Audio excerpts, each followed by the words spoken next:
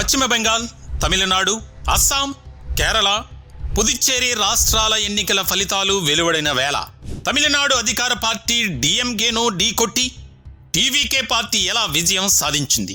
పశ్చిమ బెంగాల్లో 3 సార్లు అధికారంలో ఉన్న మమతా బెనర్జీ పార్టీ టీఎంసీ ఎందుకు ఓడిపోయింది? దీదీని ఓడించి బీజేపీ ఎలా విజయం సాధించింది? అస్సాంలో బీజేపీ మరోసారి తిరిగి ఎలా అధికారంలోకి రాగలిగింది?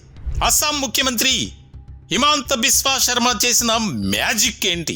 కేరళలో ఓటమితో కమ్యూనిస్టు పార్టీలకు కాలం చెల్లినట్లేనా? కమ్యూనిస్టుల కంచుకోట ఎందుకు కూలింది? పినరయి విజయం తప్పేంటి?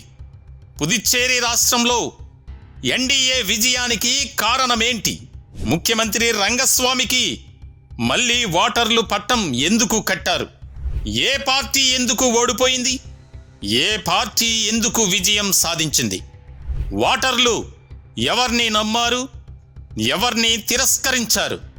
5 రాష్ట్రాల ఎన్నికల ఫలితాలపై సమగ్ర విశ్లేషణ.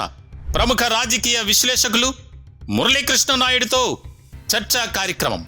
ప్రభంజనాలు, పరాభవాలు. ఈరోజు అనగా మే 4వ తేదీ సోమవారం సాయంత్రం 6 గంటల నుంచి ప్రత్యేక లైవ్ కార్యక్రమం మీ నెంబర్ 1 న్యూస్లో. Don't miss it. ఈ ప్రత్యేక లైవ్ కార్యక్రమంలో మీరు కూడా పాల్గొనవచ్చు. మీ అభిప్రాయాలను స్వేచ్ఛగా తెలియజేయవచ్చు. మీరు సంప్రదించాల్సిన ఫోన్ నెంబర్లు 9539 345 345, 8500 750 840.